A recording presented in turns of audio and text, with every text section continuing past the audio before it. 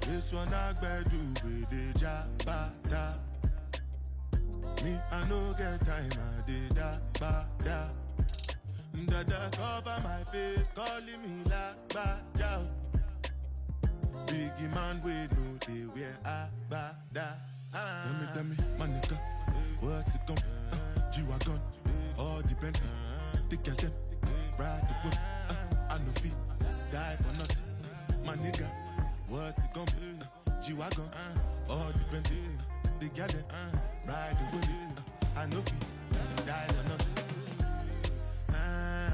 Make you no say anything when you do, they must commend it. I can't come and keep myself. So anything when I do, I dey try to do on my way. I can't come and keep myself. Plenty so far we face.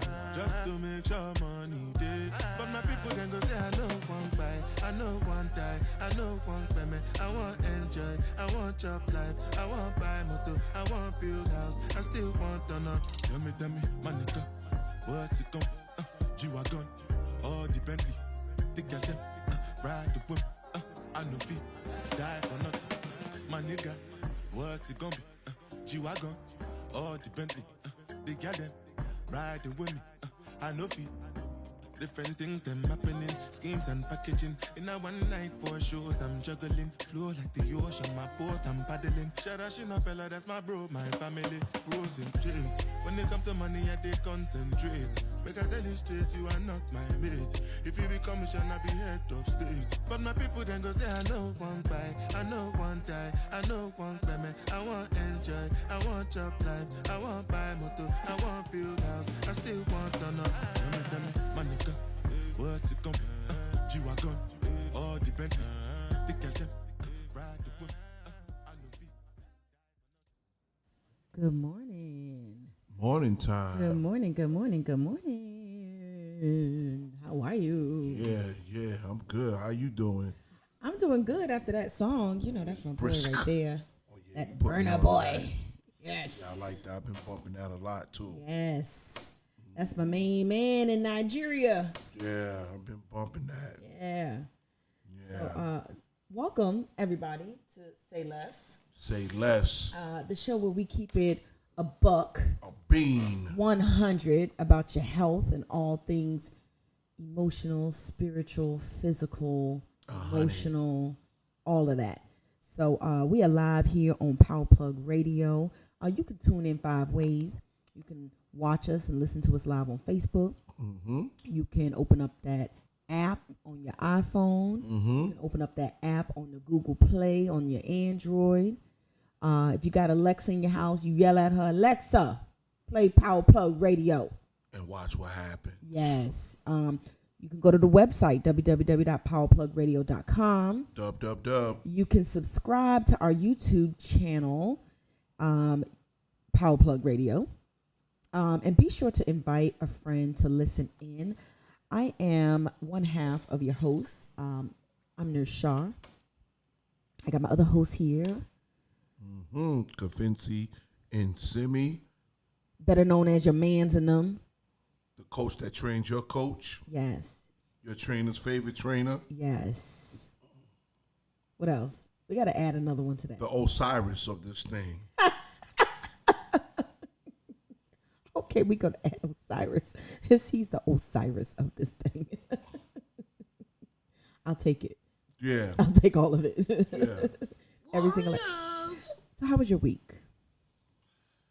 Well, my week was pretty good. You know, we got it in. Yes, we did. Yeah. And tell the people how your week. Tell them about My your week progress. was good. My week was actually really good. Better than last week because, of course, every week. So I told him, I said, this week happened for me.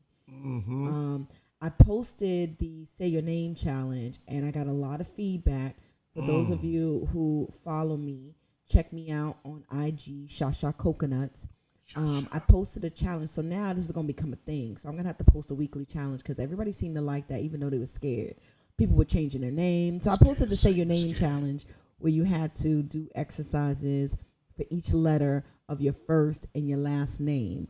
And so my first and last name got a lot of letters in it. Crazy. I ended up doing a lot of burpees, a lot of wall sits, a lot of jumping jacks. I had some of my friends saying they changing their name to Amy.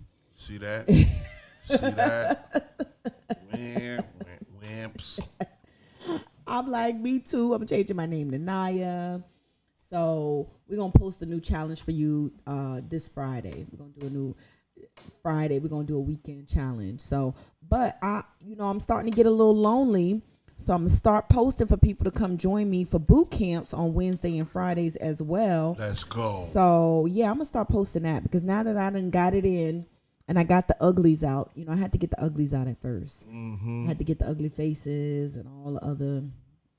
And what about this thing I heard about you burning fat in your sleep? Yeah, so listen, on Tuesday, I was so tired and I was just like, yo, I gotta go to bed. I just gotta go lay down. I just gotta go sleep. And I literally was in the bed at like 7:45 because I was like, my body was just like, I don't know what's going on, but you just need to lay down. I didn't feel sick. I just felt extra tired. So next day I woke up and I got the little Samsung Health app. Right. So I'm showing Confinci like, yo, look, like I was asleep for 8 hours and I got all this deep sleep and blah, blah, blah. He was like, yo, that's how many calories you burned in your sleep? I'm like, huh?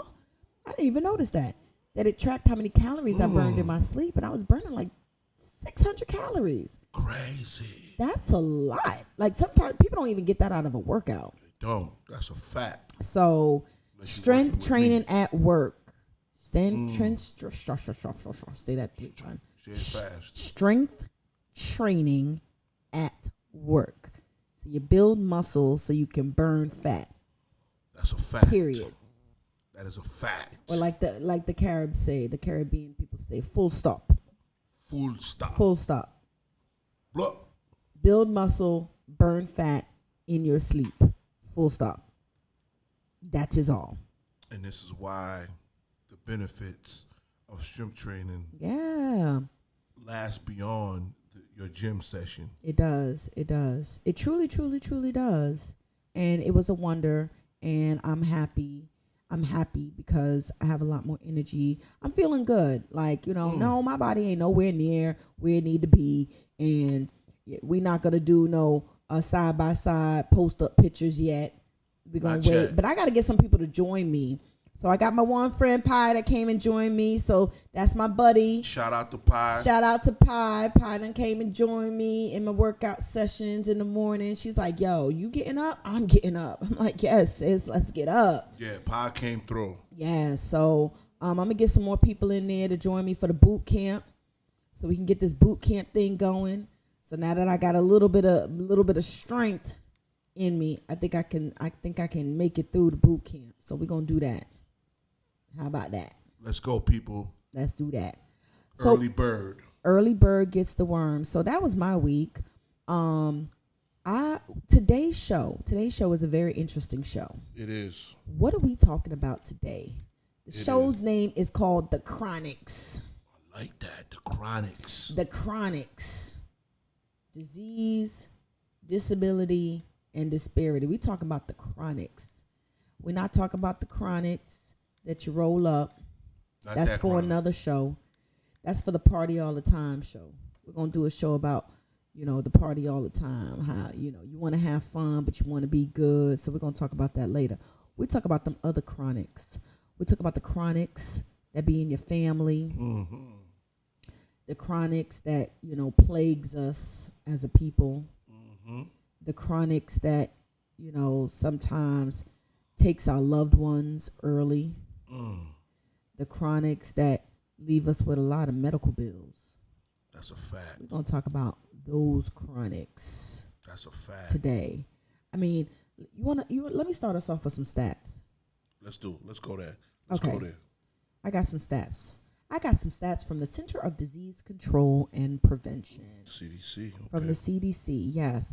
About the chronics or some of the chronics. So, did you know that African Americans are more likely to die at an early age from all causes? We'll just say we're just more likely to die at an early age, right? Absolutely. So when we look at high blood pressure, among blacks and whites from age 18 to 64. So from the age 18 to 34 category, from 35 to 49, and from 50 to 64. Blacks lead in every category compared to whites in terms of high blood pressure. 2% higher for the 18 to 34-year-old group. We got 11% higher, and it keeps growing. 11% higher for the 35 to 49% group, and 20% higher for the 50 to 64-year-old group. Wow. Diabetes from age 18 to age 64. We are leading in every single group in terms of percentages. Strokes, again, from age 18 to 64, we are leading. Wow. Okay, what does that mean? Those are called disparities, right? Because guess what? Blacks don't make up the majority of the population, right? We probably make up about 13% of the population in the U.S. It's probably grown a little bit. Right. So I'm going to say anywhere between 13 and 15% on any given day, right? We make up that much percent. But how is it that we make up the majority of the cases for these different disease ailments? That's called a disparity, right? Absolutely. So for the most part, it should fall in line with how much is in the population. So if we only make up 13%, we should only be making up about that much of the disease populations. But no, we're making up more, which means, guess what? Talk to them. We got a problem. I mean, and this is not just for, we got high blood pressure, diabetes, stroke, certain cancers, we're leading in. But I'm going to talk to us about, let's just talk about that for a minute, because I'm going to talk a little bit later about some social factors, and we're going to see how that play into it as well. So let's talk a little bit about that, because I think that now is a really good time, because I promised y'all on show 1 that Kafinsi was going to tell his testimony. Absolutely. And I think that now is a great time. Let me just say shout out to our peoples that are watching. Who we got watching with us this morning? I don't have mine pulled up just yet because I want to talk about this definition. I'm gonna write this. I'm gonna write this number. I want y'all to call me. Hold on. Let me get this phone. Get the phone. Call in. So I got the phone, and I want y'all to call me. I want y'all to call me to talk about either your experience with the chronics, your family's experience with the chronics. Call in. Let me write this in here. And the number is 727-686-0512. Go ahead and call in and tell us about your experience with the chronics. But I want Kafinsi to tell his story about his battle with the chronics. Let's talk about that, y'all. Let's talk about that, because I'm going to tell you, this was a story that inspired me to stop eating meat and to adopt a healthier lifestyle. And I want to share that with you guys. So, indeed. I'm going to let you have it. I'm going to let you have it. Go ahead. Let's go. So, about 30 years ago, I wasn't always your trainer's favorite trainer. Nope. I was a truck driver, drove trucks for a living, coast to coast, and I developed a very, very, very bad lifestyle of eating, driving, trying to make deliveries, and as a result, I was diagnosed with hypertension and diabetes at a one point in time, and it was, initially, they don't call it the silent killer for anything, because I felt fine. I didn't feel bad. But the thing is, you don't even know that you feel bad until you start feeling good, and you say, damn, I didn't even know this is what feeling good feels like. But anyway, I'm going to give you guys the abridged version. What happened was I made up my mind, said enough is enough. I started doing some research on how to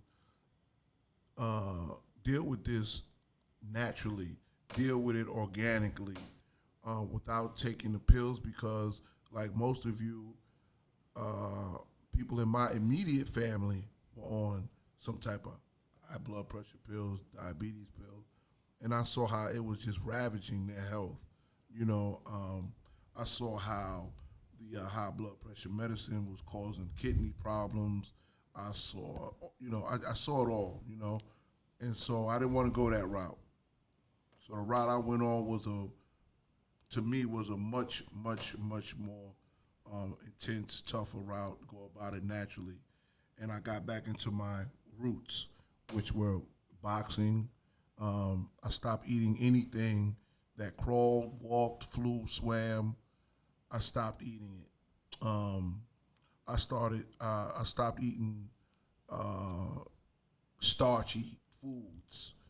And when I tell you my weight normalized, now my doctor, of course, they prescribed pills and everything and told me to take these pills to combat it, but I didn't take the pills. I didn't want to take the pills.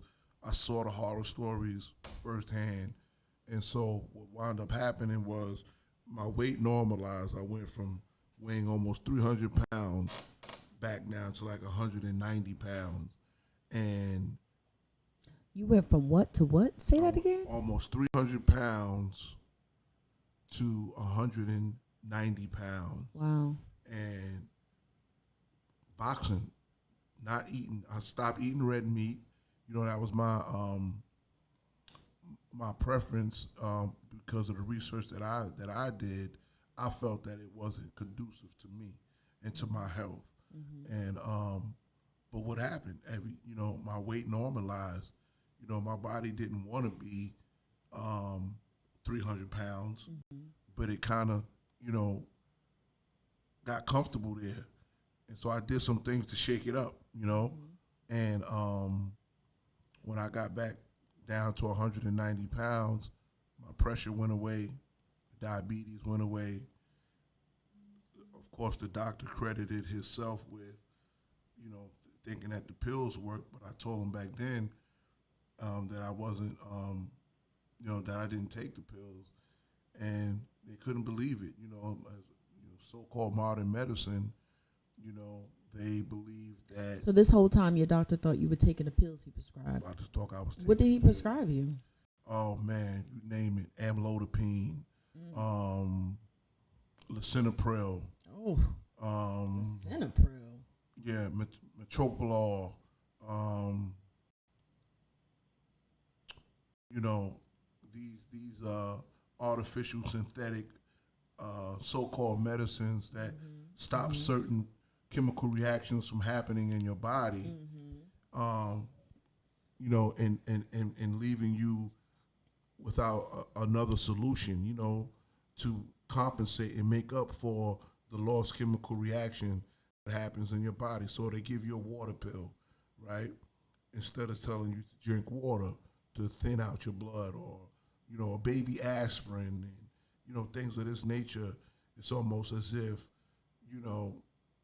this is the easy way out. Now, I'm not telling people to wake up tomorrow and ditch their medications, Right. but I'm saying that the goal should be ultimately to get off of these medications, Right on. because they are synthetic, right? And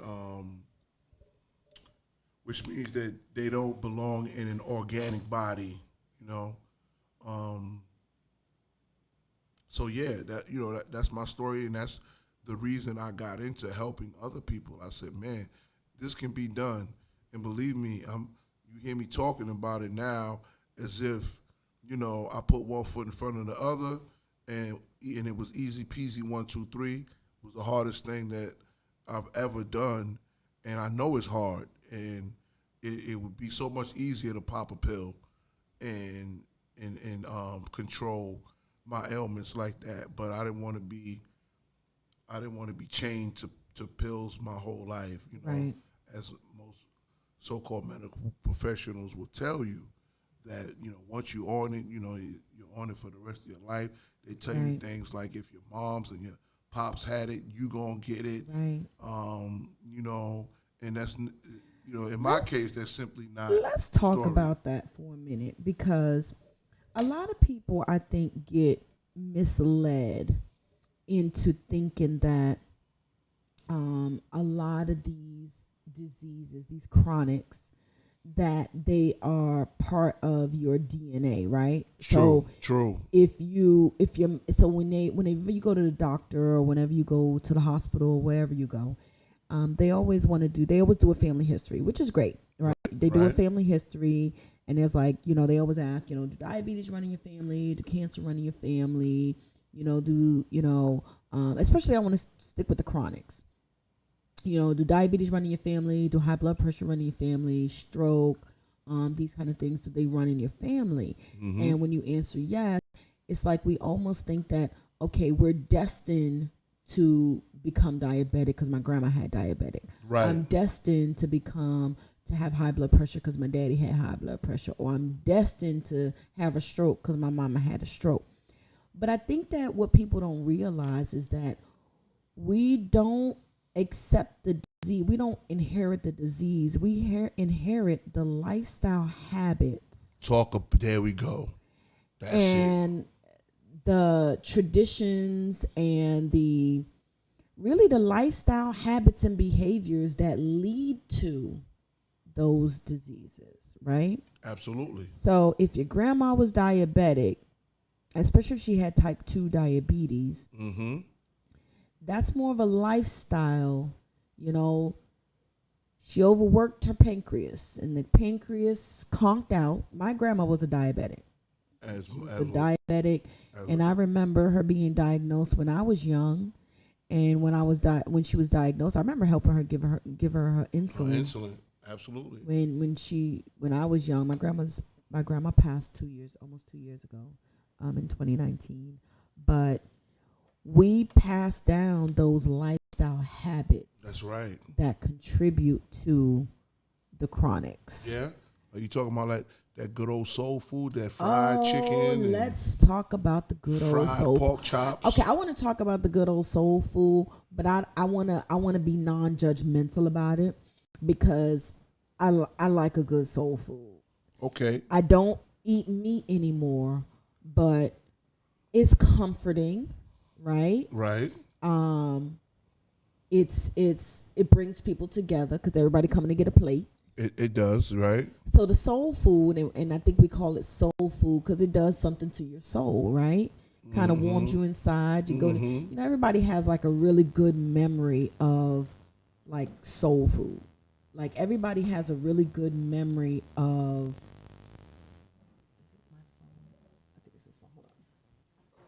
Everybody has a really good memory of, a soul food Sunday. Oh, right. Of grandma or mom or somebody in the kitchen, the smells, the family theatrics or whatever. Everybody has good memories around that. And I think that in a sense, those things are good family times. You know what I'm saying? Those Smell are good of those bonding. chitlins being clean. I don't know. My mama didn't cook chitlins. We from the islands. We didn't eat chitlins. But I know chitlins does something to somebody somewhere when grandma cooking it, right? I'm sure it does.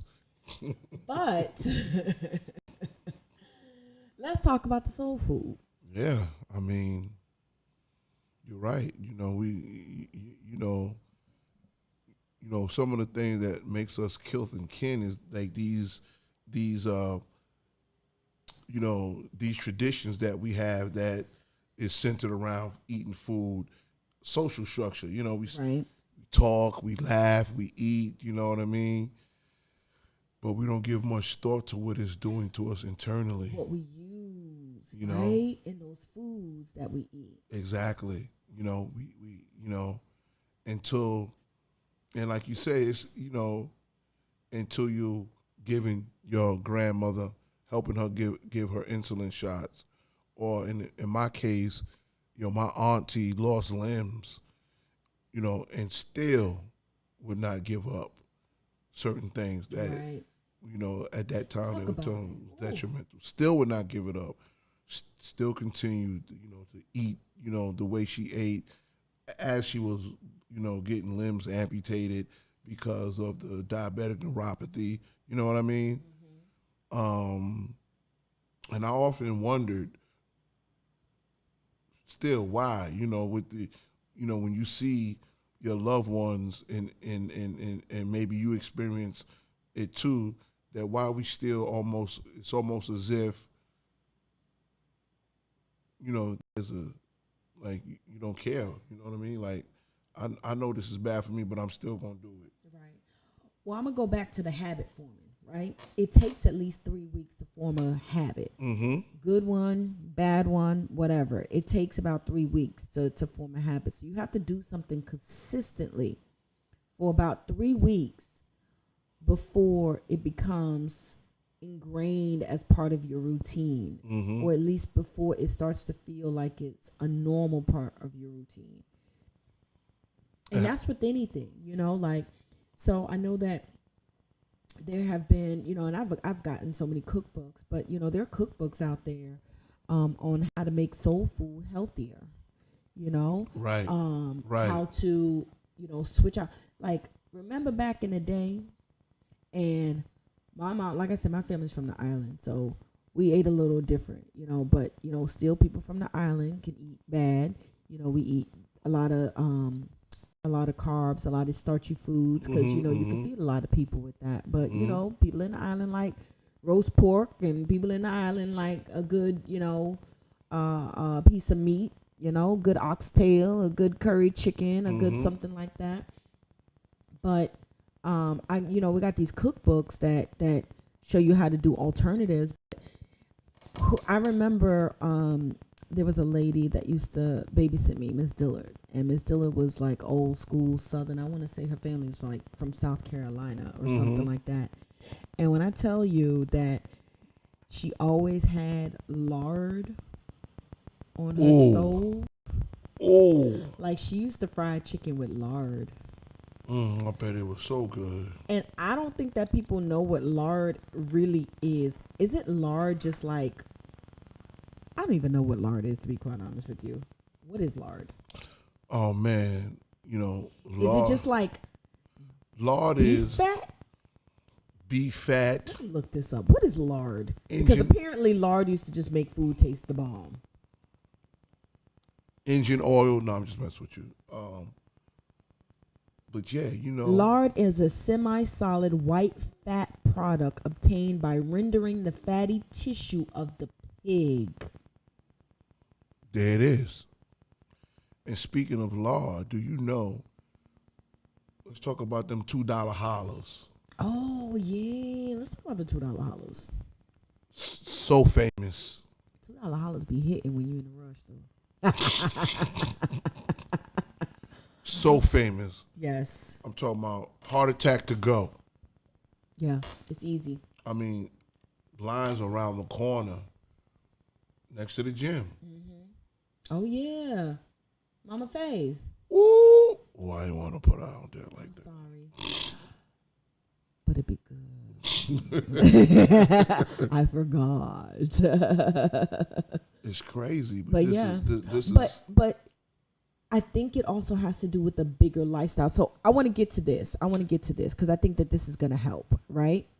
The social factors. Yeah, let's So get this to is that. the Chronics Volume 1. So we're going to come back to this because there's so much involved in this. And I don't think that we want to just spend time talking about just the food portion of it, because the food is just a little bit. You want to shout out some people that's watching? Who's watching with us? I see Shanique is watching. Shout out, baby. Hey, Shanika. Shanique. Gully talking reckless already. Hey, Gully, what you got going on, girl? Talking about it's too early to be preaching. too early to be preaching now. I know. Listen, Gully know. Yes. But see, Gully loves to cook. She just said, Yes. I love feeding folks. Yeah. It will always be a staple for me. But my cooking is now a little less toxic, but still full of love. I like that. Smoked turkey instead of pork in my greens and beans. Okay. Pink salt or sea salt. Okay, Gully? Okay. Baby steps. Baby steps. Yep. Bit and by intentional efforts. Yes. No, that's good. Like very good. It's that transition of what can I do to lessen, and you introduced me to a word, that glycemic index, right? Right. What can I do, or what can I eat to balance out the blood sugars, right? So that I don't get these huge spikes in the little star thing right there. Yeah. What do I do to lessen sort of the impact of the foods that I eat on my body? What can I do? What can I, and Gully made up a good point, switching out some foods, you know what I'm saying? And it's a gradual, you can't just go cold turkey.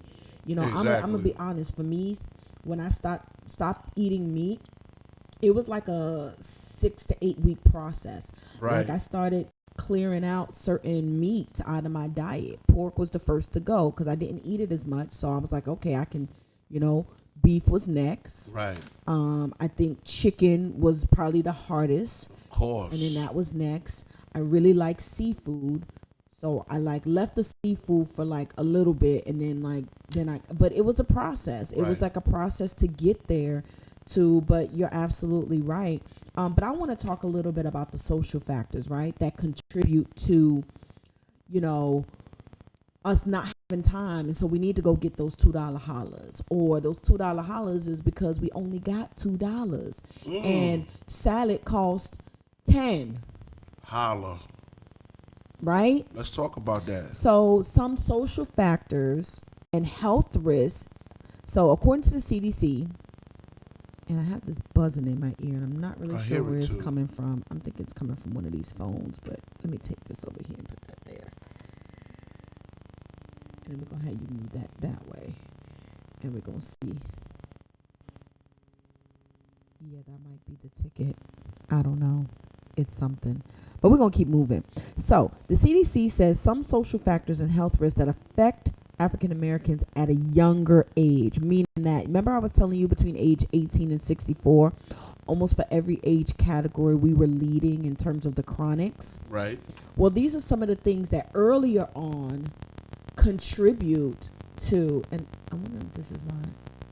I'm not really sure what I hear in my ear. Not sure. Turn mine's off. There you go. I think it was my phone. Sorry, y'all. That was me being extra this morning. So some of the things that affect us early on that contribute to these things, which is really, really crazy. Unemployment. We have more unemployment than whites. Living in poverty. Ooh, let's talk about that. No home ownership. This is going that. back to those disparities, right? These are the things that contribute to us having higher rates of the chronics. Access to care because of cost. Smoking. Something else that's sometimes comforting for people. Not being active. Like just literally not being active in a way that's beneficial to your body. And then overall obesity is some of the things that earlier on, and we're going to talk about childhood obesity on another show. But these are the things that early on, really, as we get older, because the margin increases as we get older. Right. So, between 18 and 35, we're kind of running neck and neck with our counterparts, with our Caucasian counterparts. Right. It starts to widen a little bit as you get between 35 and 49 or so. Yeah, a lot of them physical processes start slowing down. Exactly. At that age. And then it widens even more as you get above the age of 50. It catches up to you. It does. It sure does. It catches up to you. And it's one of those things where we got to start early. You got to. You got to start with the babies. I remember, back in the day, starting a boot camp for a kids boot camp, and it was gut wrenching to see, because we discussed things like foods you eat, what you eat before you go to school, how does that affect you in school? Does it the sugary things that they call food, some may consider food, that they feed you in school, and right, they considered ketchup a vegetable because it came, I guess, because it comes from a tomato. tomato. But the thing is that on one hand you have the situation where these foods, high fructose corn syrup, just foods, that's laced with all these chemicals that we know are bad for especially growing children. And on the other hand, you got people saying, well, this might be the only time they eat, talking about some of the social economics. Yes, that yeah, play into that is this. true. That is true. They can't afford to bring their lunch to school. Like they rely on school lunch They rely and on school it. breakfast. School breakfast, and these are their meals for the day, good, bad, or indifferent. And then let's just talk a little bit about, I don't too much like to get into the politics of it all, but let's just talk about how, when First Lady Michelle took on nutrition and food as her project. Oh, they gave her a hard time. They gave about her that. such a hard time because it was going to cost a little bit more money Absolutely. for kids to Absolutely. have better options at school. When you're right, sometimes that's their only option. Only option. So why not make it their best option? It's almost like an oxymoron. How do you tell, you have gym class and then you have health class and you're telling them about how they need to stay fit and then you feed them pizza every day? Exactly. That don't make no sense. Exactly. And I know you said you didn't want to really get into politics, but it is political. It is. It is. Food deserts, access to good deserts, food. yes. This is a political question. Yes. Why? Why is it that when you look in our neighborhoods, the blueprint seems the same no matter where you go in the country, right? Churches and liquor stores. Liquor stores, right? These so-called convenience stores with outdated items in there. This is what the kids, when I was doing boot camp, they were passing by every day, going to these stores to get chips and gum and all kind of stuff before school. And when I was, handing out fruit, they was taking the fruit and throwing it. And I was like, you know what? I had to find a different approach to talk to them and their moms about what was actually happening inside of their bodies when they get this sugar rush in school, and then they get sleepy. Mm-hmm. They don't, and so the teachers are like, well, they're not paying attention now, Right. and we need to label them a They certain get the way. foggy brain. You know what I mean? Yep. And that they're not performing at their best now. It's a domino effect. So it definitely, you know what I mean? It's a, I was looking at disparity definition, right? What are some disparities? And this is also,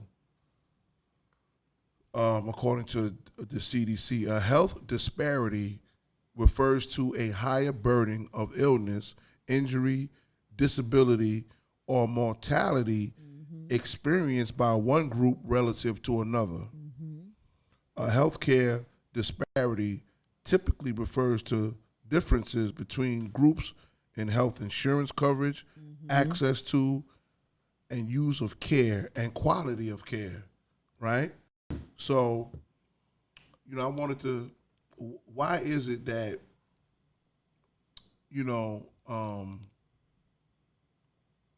we're so apprehensive. I mean, we talked about this on a couple of occasions. Why is it that we're so apprehensive in, you know, not trusting of the healthcare system as it relates to black folks? Right.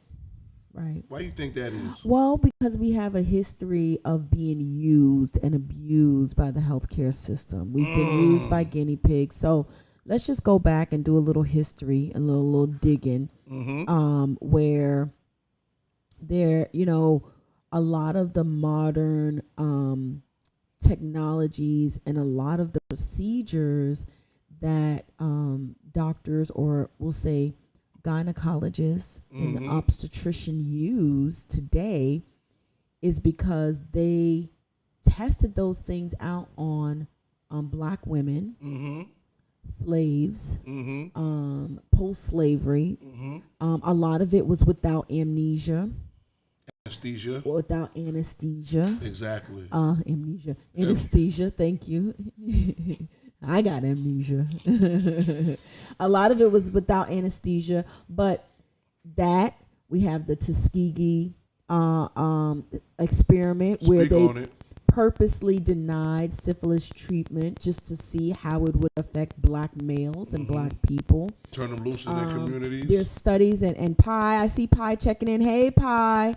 Pi says chips, gum, soda, now laters, high sodium, high fructose. Exactly. And me and Pi was just talking about this the other day about studies where where physicians, med students, will say that they perceive that black women have a higher tolerance for pain. Well, let's talk about and that. Black people have a higher tolerance for pain, which is why when you go to the hospital, typically, especially when you're going to give birth, you have lower rates of pain medication. And so this is just sort of, and these traumatic experiences are the things that imprint themselves on our DNA. Stick with us. And it sticks with us. And not only that, but the healthcare and government hasn't necessarily had the best track record in history of taking care of us.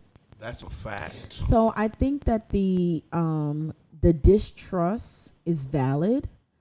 And it's taken a lot. Now we're starting to see a lot more African Americans in the healthcare field. Right. I mean, our Surgeon General for the U.S., for the nation, is a black guy named Jerome. Shout out Jerome. Shout out to Jerome. Jerome's definitely in the house. Yeah. Yeah. But it's going to take a lot of the, newer crops of medical professionals that can talk to and speak to. And it's going to take people like me and you. That's a fact. That's saying, hey, I love you enough to tell you the truth that, hey, because I'm going to tell my little mini story. My story isn't as impactful as Kavinci's, but I'm going to tell my little mini. So you got Pi to come. I did, but it was already, Pi was already in her pre-contemplation stage, so she was already contemplating. You brought her on over. And then she came on over. But for me, I was looking at, okay, I'm going to be turning 40. I'm 41 now. But at the time, I'm looking like, oh, I'm going to be turning 40. I think it was like a year from my 40th birthday. And I was like, okay, well, what am I going to do? I'm getting older, not younger. I went to the doctor, and my A1C was too high. And the A1C, for those of you who don't know, is the marker that they use to sort of look at it. I'm not a diabetic, so I don't routinely check my blood glucose levels. Right. But an A1C can kind of give you a gauge on average, how was your blood glucose running over the last 3 months. Facts. So anything over, I think, 6 is considered high. That means on average, your blood glucose is running pretty high, and you're like borderline diabetic. Right. I think anything over 7 is considered like diabetes. True. So mine was running about the 6 or so range, and my doctor was like, okay, something needs to be done. So in my mind, I'm thinking, okay, my grandma had diabetes. Of course, I've picked up those habits of, at this time, I wasn't really a routine workout. I've had my spurts on and on throughout life. I've never been a complete couch potato. Right. I've always had times when I've ran or I worked out or whatever. I think I had always been a meat eater, and then I heard your story, and I was like, I've tried everything but that. Right. I tried every diet, everything, and of course, a lot of it was superficial because I just wanted to look good. Right. But I was in a different mind frame then because I'm like, okay, I'm getting older. I don't want parts amputated, and I don't want to be blind. I don't want to be disabled when I'm older. I want the next 40 to be with health, because this is the time. I've heard so many stories about when you turn 40, everything just shuts down. But I don't want it to shut down. Like, it don't have to. It don't have to. And so I think that was kind of what I put myself in a different mind frame where I was like, I want to achieve optimal health. Optimal health. Like, I don't want to be on medication right now. Knock on wood, I'm not on any medication. And if I can help it, I don't want to be. I have to go to the doctor tomorrow to get my blood drawn. So I want to see what's going on. You know what I mean? And I just think that that's something that routinely we should look at doing more often. Start there. I mean, the first step isn't necessarily to just hop in the gym. Right. Exactly. Because I think you need to go with purpose, I think there's some things that can be done that doesn't necessarily have to involve some conspiratorial agenda. Get a blood checkup. Check out what's going on inside your body. Right. That's pretty much universal no matter where you go. No matter where you go. You know what I mean? Check that out. Like you said, they telling you your A1Cs are off. They telling you you're deficient in vitamin D, as most of us are. I've been on several courses of 12 weeks of vitamin D because, these are some things that you can start doing to start feeling optimal. There's some schools of thought that say vitamin D is actually a hormone and not a vitamin. Right. Because it, it's the precursor for so many functions in your body. Right. You know what I mean? Right. And so start there, find out, your blood work, get that going, and then we can get into all of the other things like you spoke about the Tuskegee. Yeah. The other thing I thought about was Henrietta Lacks. Oh, yes. Awesome, awesome, awesome book. Absolutely. Please pick it up and read it. Absolutely. Please pick it. Let me get the proper name of the book because I just call it Henrietta Lacks. But it is The Immortal Life of Henrietta Lacks. That is an awesome book. And it basically talks about this woman who had like one of the first earliest cases of cervical cancer. Very aggressive form of cervical cancer. And they used her cells from her cervix to develop just about everything. Modern medical technology. Polio. Everything. Her cells from her cervix are all immortal still to this day. To this day in labs. To this day. Yeah, they were so stunned that when she passed away, her cells are still proliferating to this day. And you're right, they used that to make all kind of breakthroughs in science. And the family got not a dime. They didn't get a dime. That was sad. But very good book. Yeah, but that's like you said, that's one of the reasons, the apprehension. You know what I mean? You think about the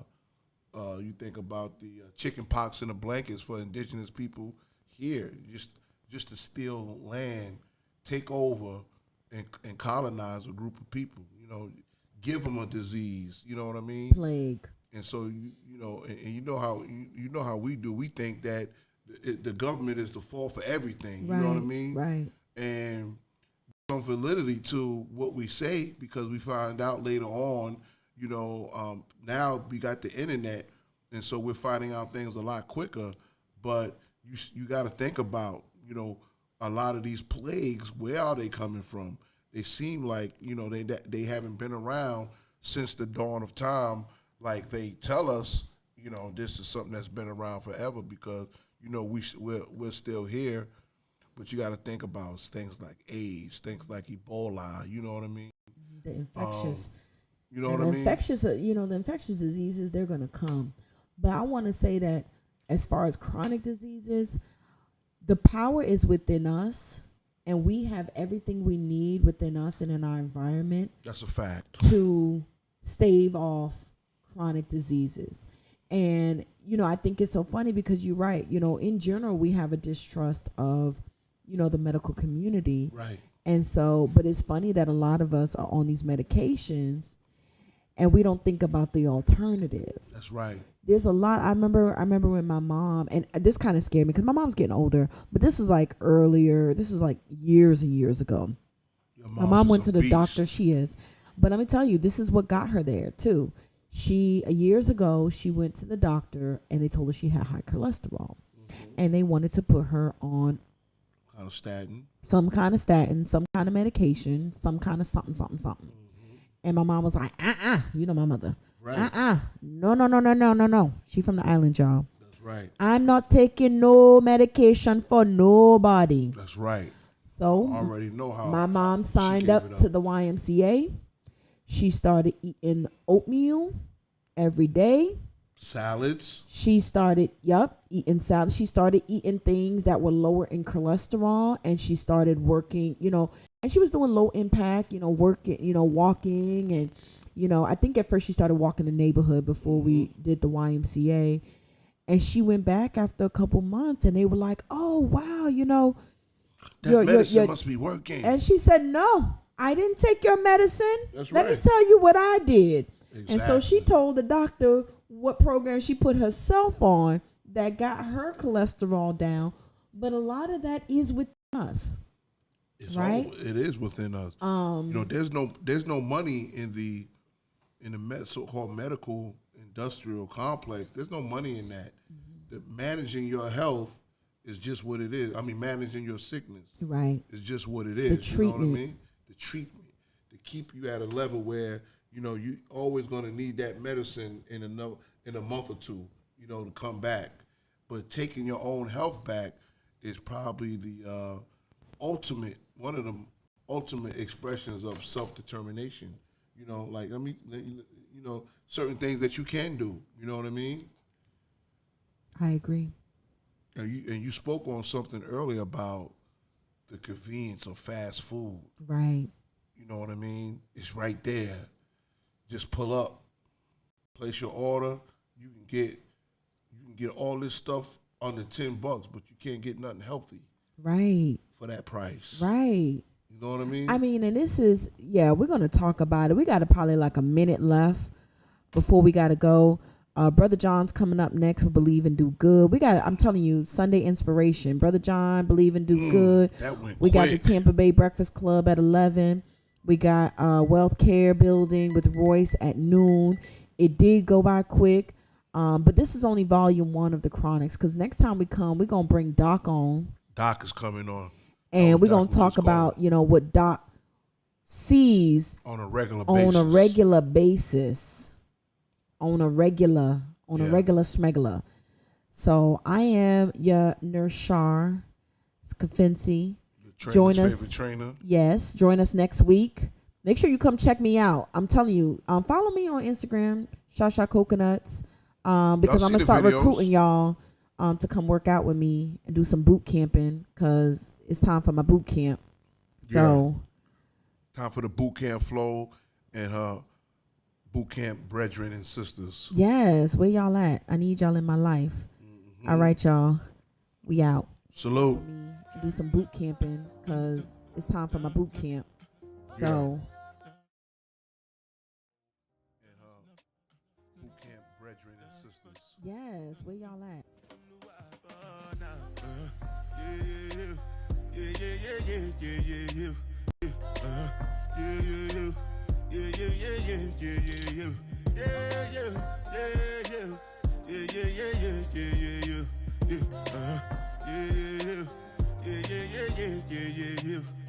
This one I better do with the jabata.